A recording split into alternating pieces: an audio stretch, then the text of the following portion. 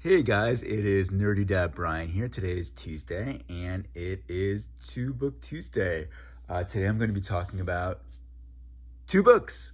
The first one is The Very Hungry Caterpillar. This is a classic, and we just recently got it on a board book, so we're very excited about that. And the other one is a book that I don't have, but I drew the cover. I looked it up online and drew the cover. It's by Cy Montgomery. It's called The Search for the Golden Moon Bear. And this, I don't know what this is called, the blurb? Science and Adventure in Pursuit of a New Species. So I'm going to be talking about that. So let's go. All right, so The Very Hungry Caterpillar.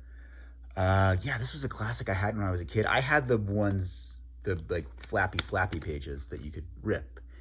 And they did rip often. So, and Quill will definitely rip something like that if he has it. So it's great that we have this in a board book. And yeah, look at the design for this. It's I don't know, you probably know this if you're a fan of children's book, but I just think like, especially in a board book, I think this works so well. This little like progression of length of the page with the numbers of fruits.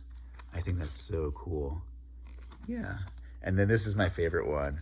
It's the weekend! Yay! Look at all this stuff this little guy is eating. Oh, and he gets sick. Oh, then he eats a plant. He eats veggies. He has a salad, and he feels better. Ooh, yeah. Still kind of figuring out this angle thing.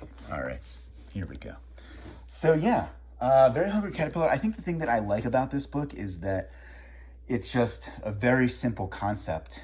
You know, this is a caterpillar. He makes cocoon. He becomes a butterfly, and I made me realize that in a very basic way that is sort of like a classic, not the only but a very classic job of children's books to teach kids about animals and to have an appreciation of like different species and all the amazing things they do. So I think that's why this is such a classic, and that brings me to our next book. Search for the Golden Moon Bear.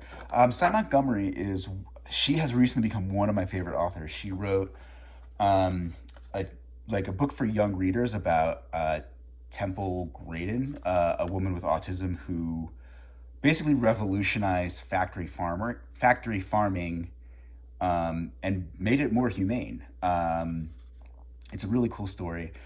She also wrote a book about recently. I talked about a book about tigers that I really like. So she wrote a book about tigers that I love. It's called The Spell of the Tiger. It takes place in this region just south of India. And it's basically like these people who live on this river, but then on either bank of the river are these tigers that that kill these people. I mean, they hunt people in a way that most tigers do not hunt people. So that's a very cool book. And then recently I read this book, The Search for the Golden Moon Bear.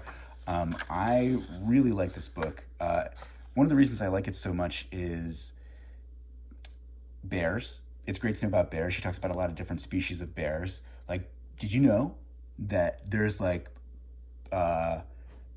Flintstone era bears that get to be like 20 feet tall? Yeah, I don't know the real name of them. But that's really cool. And it's just she goes to all these different countries, Thailand, regions around there, in search of what she thinks may be a new species of moon bear. There is a species called moon bear and sun bear, but she thinks there's like a new species called the golden sun bear, and they're trying to figure that out throughout the whole. I was about to say movie, but it's a book, but it feels like it should be a movie. Yeah, one of my other favorite things about this book, there's a paragraph at the end where she's talking about these two animals, and one of them is real and one of them is fake. The real one is this like giant like serpent fish that lives in Asian waters. It just looks like an underwater dragon, and it's real, it exists. And then she's talking about this other animal, which is like, it's a species of cow that eats snakes that has these like big twirling antlers. And it's not a real species. It's a made-up species. And I think it's just so interesting. I think when we think about species that are like not real, like unicorns, or like are real, like tigers, like they're both kind of equally impressive and fantastical. It's just that one exists and one doesn't. And I think it's significant because we're living in this moment of mass extinction. And I think that's getting lost. I mean, I talked about tigers going extinct. I don't know what to do about that, but it's crazy to think that they might be not real, like they're real, and then they might be not real. Yeah, so that's kind of what I want to say on Two Book Tuesday. It's videos. I think it's time to wrap it up. But I did do something for Yoga Bunny, a book that I have. Speaking of books, where I made two t-shirts, two she-shirts for Two T-shirt Tuesday on Two Book Tuesday. Yeah, quarantine is going well. All right, so this is a Yoga Bunny t-shirt that I was thinking of just designing some. Oh, look, I'm wearing it. Yeah, I'm thinking of just designing some Yoga Bunny t-shirts and then selling them. So this could be I think just 3 bunnies would look good, not too crowded. And then do one version that's a simple black and white one, and then do a couple that are some different colors. Yeah, so maybe red, white, and blue, green, yellow, red. I have a Bob Marley poster out there, and that's what colors that is.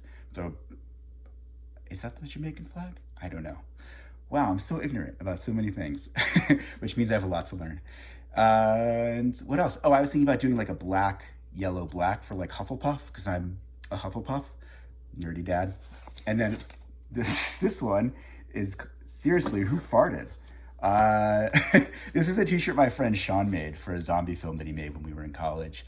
And I used to have it, and I don't know what happened to it, but man, that's a terrible and funny t-shirt. Seriously, who farted? And with that, I leave you for Two Book Tuesday. This fly is trying to make out with me. He's getting fresh. All right, guys, take it easy.